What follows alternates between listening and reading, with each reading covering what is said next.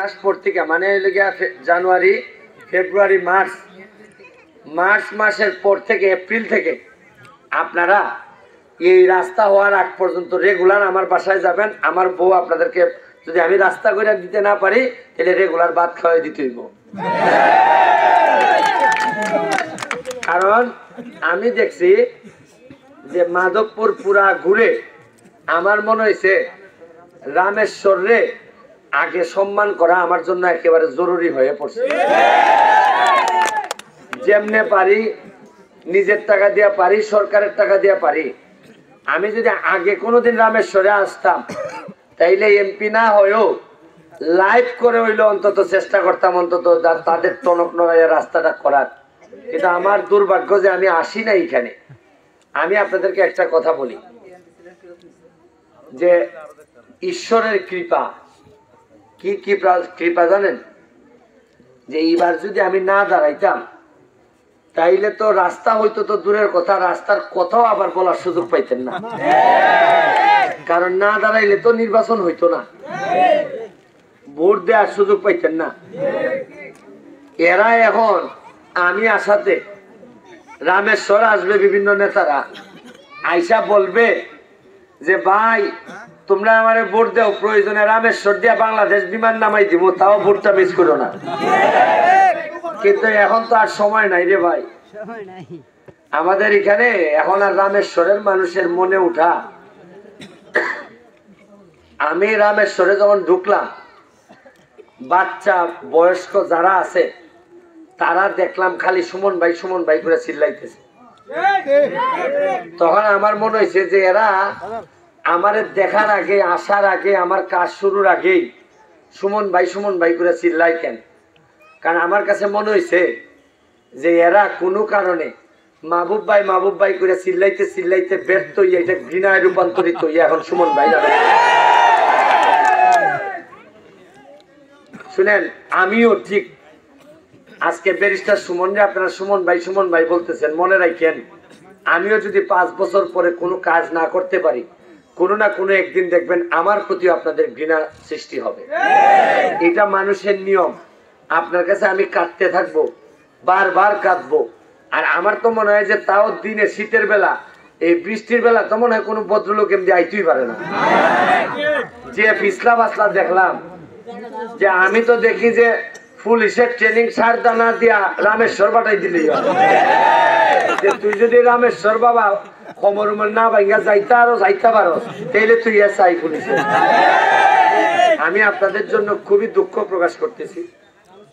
আমি আপনাদেরকে কথা দিয়ে যাচ্ছি যে আমার ফার্স্ট প্রায়োরিটি থাকবে হচ্ছে কি রামেশ্বর। আমি ধন্যবাদ জানাচ্ছি রিনা আপাকে, সে এত কষ্ট করে আমারে বলছে যে ভাই যাইতে হবে রামেশ্বরে। আমি বলছিলাম যে শিমুল ঘরে চলেন, কিন্তু রামেশ্বর যে এই অবস্থা আমার জানা ছিল না। আর আমি এমপি বানান আর না বানান, ধরেন 7 তারিখে যদি এমপি বানান, আমি এই রামেশ্বরের যারা মহিলারা আছেন তাদের কাছে আমি সাবেক যত এমপি মন্ত্রী আসছেন তাদের পক্ষ থেকে আমি আপনাদের কাছে ক্ষমা চাচ্ছি যে আমাদেরকে আপনারা ক্ষমা করবেন। কারণ 7 তারিখের পরে এমপি হয়েও আমি রাস্তা বানাই দিলে আপনারা হয়তো খুশি হবেন, মাফ করে দিবেন আমারে। কিন্তু এই গত 20 বছর ধরে যে কষ্ট করছেন এইটার জন্য মাফ যারা চাওয়ার কথা তারা হয়তো আপনাদের সামনে থাকবেই না। আমি এদের পক্ষ থেকে আপনাদের কাছে মাফ চাচ্ছি। কারণ গর্ভবতী মহিলা বা মহিলারা বিশেষ করে কি পরিমাণ কষ্ট করছে, এটা যদি আজকে আমার মায়ের সন্তান হইতো, আমার বোন যদি এখানে বিয়ে দিতাম তাইলে হয়তো আরো কঠিন ভাবে বুঝতে পারতাম। কিন্তু সব সময় বোন বিয়ে দিয়ে বোঝা লাগে না। যারা নির্যাতিত নিপীড়িত মানুষের দীর্ঘ নিঃশ্বাস বুঝতে পারে তাদের বোন বিয়ে দেওয়া লাগে না, মাটিতে পাড়া দিলেই সে বুঝতে পারে যে এই বাড়ির মাটি। আমি আপনাদের কাছে ক্ষমা প্রার্থনা করে যাচ্ছি। আর 7 তারিখে আপনারা জানেন যে জননেত্রী শেখ হাসিনা একজনের নৌকা দিচ্ছেন আর একজনের দোয়া দিয়া বলছেন যে তোমারে স্বতন্ত্র করতে দিলাম, দেখো তোমারে মানুষ পছন্দ করে কিনা তোমার এলাকা। 7 তারিখে আপনারা ভোট দিবেন। আর অনেকে দেখবেন আপনাদেরকে চাপাচাপি কইরা ওই যে মগস্ত কথা বলবে যে যতই বুট পাও রাইট কিন্তু নিমু গিয়া, কিন্তু এরা জানে না এবার রামেশ্বরের লোক যেভাবে চেচ্ছে, এরা আঞ্জার পরে নিত দূরের কথা, আঞ্জার আগেও নি রাস্তা দিয়ে ঠেলে ফালাইতে। আমি এটা চিন্তা করতেছি এই রাস্তা দিয়ে কোনো নেতা আসার কোনো কথা না। কারণ আপনারা শুনছিলাম রামেশ্বরের লোক ভালো, কিন্তু এত ভালো আমার জানা ছিল না। আপনারা এতদিন ধরে কেড়ে নেতা ফিটাইলেন না, এটাই তো আমি জিজ্ঞাইতেছি। দুই একজন নেতা ঠেলে ফালাই দিলে কি তৈল না, এমন মানুষেরা যদি নিউজ হইল না যে রাস্তা হয় না এর লেখা মানুষের রাজ্ঞা নেতা হলে ঠেলার মেরে ফালাই দিছে। আমি কই আপনারা রে, বছর 2-1 ভিতরে আমিও যদি না পারি, আমি আইলে পরে ফাইনজাবি ঠেললে ফালাই দিবাই। তোমরা কোনো বিচার নাই। আমি আরেকটা জিনিস, আপনাদের এখানে কি কোনো মাঠ আছে? মানে কোনো মাঠ নেই? আচ্ছা, আমার একটা ইচ্ছা আছে, আপনারা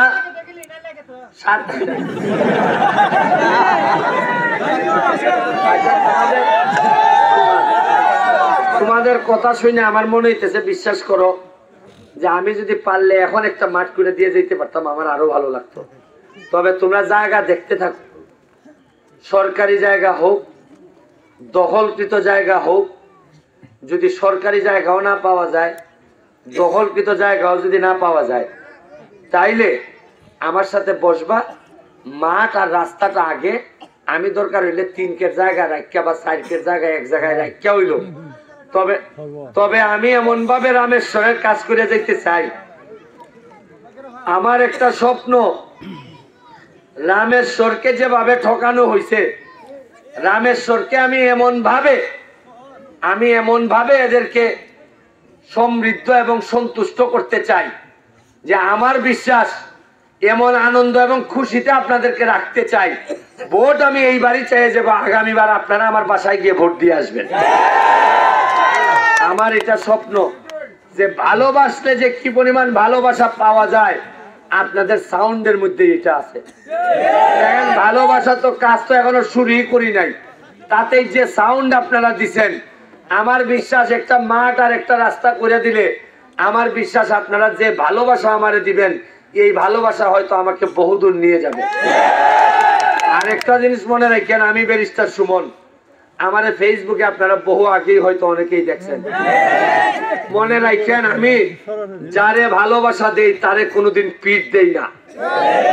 মনে রাখেন, আমি বহু বড় বড় মাফিয়াদের বিরুদ্ধে যুদ্ধ করে এই জায়গায় আইছি। রামেশ্বরের উন্নয়নের জন্য শুধু আমি আসি নাই, আমি আসছি মাধবপুরের যত দুর্গতি আছে, মাধবপুরের যত নির্যাতিত নিপীড়িত মানুষের দীর্ঘ নিঃশ্বাস আছে, এই দীর্ঘ নিঃশ্বাসে আনন্দে রূপান্তরিত করার জন্য শপথ নিতে আসছেন। আপনাদের জন্য দোয়া রইল, আশীর্বাদ করবেন, বাকিটা আমি দেখবো।